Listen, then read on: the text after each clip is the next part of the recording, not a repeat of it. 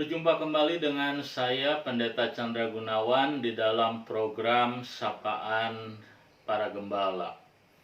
Hari ini saya ingin mengajak kita untuk boleh belajar mengenai kualifikasi hidup dari seorang percaya yang Alkitab ajarkan kepada kita.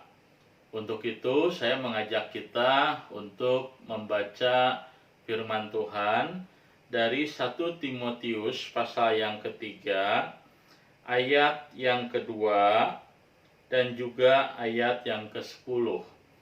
Nah, ini adalah bagian dari nasihat Rasul Paulus kepada anak rohaninya Timotius di dalam mempersiapkan orang-orang yang akan diminta ataupun dipersiapkan menjadi penatua ataupun diaken. Tapi kita akan belajar bahwa kualifikasi yang Rasul Paulus tetapkan di sini ternyata juga adalah kualifikasi yang juga menjadi standar hidup dari umat Tuhan. Untuk itu saya akan membacakan bagian firman Tuhan yang hari ini kita akan pelajari dalam 1 Timotius pasal yang ketiga ayat yang kedua. Saya akan membacakan bagi kita sekalian. Karena itu penilik jemaat, penilik jemaat di sini menunjuk kepada penatua. Karena itu penilik jemaat haruslah seorang yang tak bercacat. Suami dari satu istri dapat menahan diri, bijaksana, sopan, suka memberi tumpangan, cakap mengajar orang. Dan kualifikasi yang kita akan bicarakan pada hari ini adalah tak bercacat. Nah, kualifikasi yang sama juga digunakan oleh Rasul Paulus waktu dia meminta Timotius mempersiapkan para diaken. Nah, di dalam ayat yang ke-10 dikatakan mereka, nah di sini para diaken juga harus diuji dahulu, baru ditetapkan dalam pelayanan itu setelah ternyata mereka tak bercacat. Nah, jadi kualifikasi hidup tak bercacat yang dibicarakan oleh Alkitab itu dijadikan syarat bagi seseorang yang menerima panggilan dari Tuhan untuk menjadi seorang penatua atau seorang diaken. Bahkan kualifikasi ini sesungguhnya juga menjadi kualifikasi hidup seorang Kristen yang sungguh-sungguh hidup di dalam Tuhan. Nah, apakah yang Alkitab maksudkan dengan kualifikasi hidup tak bercacat? Nah, tentu istilah tak bercacat di sini tidak diartikan secara harafiah, maksudnya menunjuk kepada kelemahan-kelemahan yang bersifat fisik. Bukan itu yang Rasul bicarakan dengan kualifikasi tak bercacat.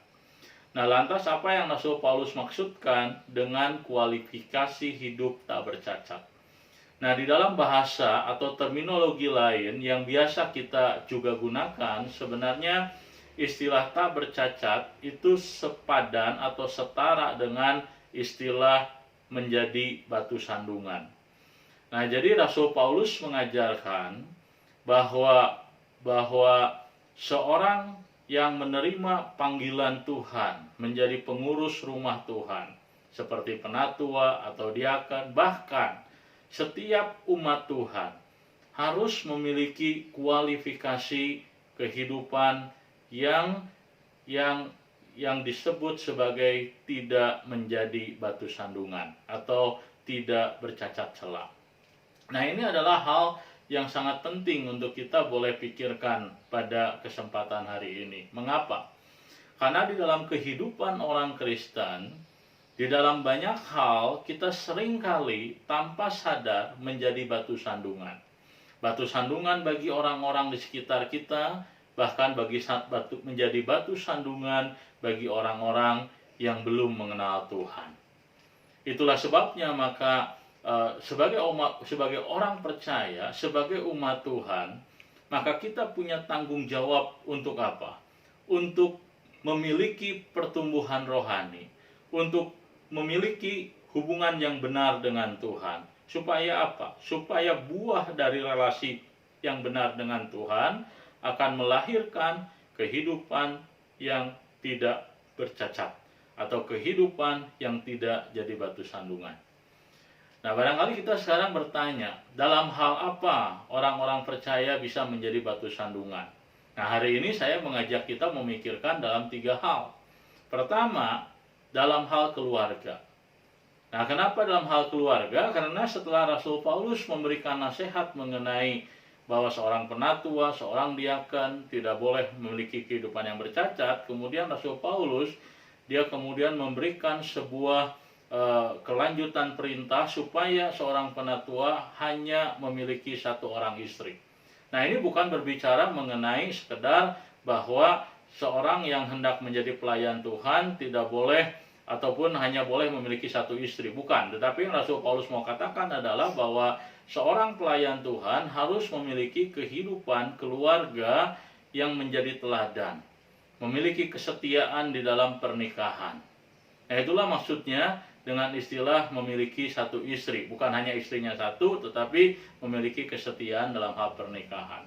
Nah, jadi kita melihat bahwa pernikahan, keluarga itu adalah salah satu bentuk dari kesaksian kita.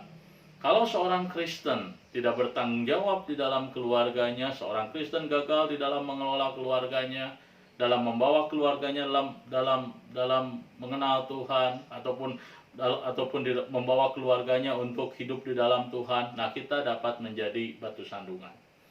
Dan yang kedua, orang Kristen dapat menjadi batu sandungan ketika apa?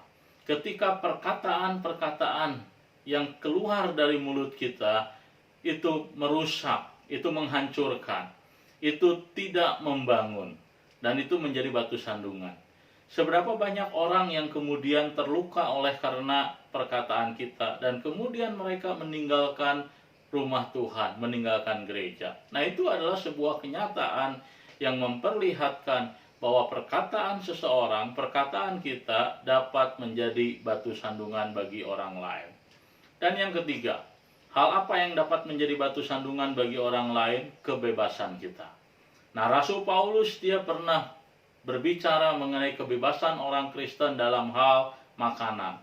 Tidak ada yang haram, tidak ada makanan yang dianggap tidak halal. Semua makanan bisa dimakan, tetapi perilaku orang percaya dalam kebebasannya bisa menjadi batu sandungan bagi orang lain. Itulah sebabnya Rasul Paulus memberikan nasihat. Alkitab mengajar kita untuk apa? Untuk belajar menggunakan kebebasan yang kita miliki dengan bertanggung jawab. Supaya apa? Supaya tidak menjadi batu sandungan. Jemaat yang dikasihi Tuhan, bagaimana kehidupan Anda dan saya selama ini? Apakah kehidupan Anda dan saya menjadi batu sandungan bagi orang lain? Apakah kehidupan Anda dan saya bercacat celah? Inilah saat dan waktu yang baik bagi kita untuk mulai mengevaluasi diri dan kehidupan kita. Mari kita belajar bertumbuh di dalam Tuhan, memiliki hubungan yang semakin erat dengan Tuhan.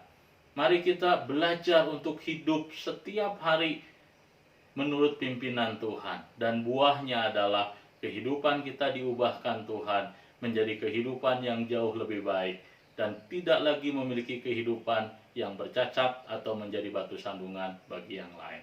Tuhan memberkati jemaat sekalian.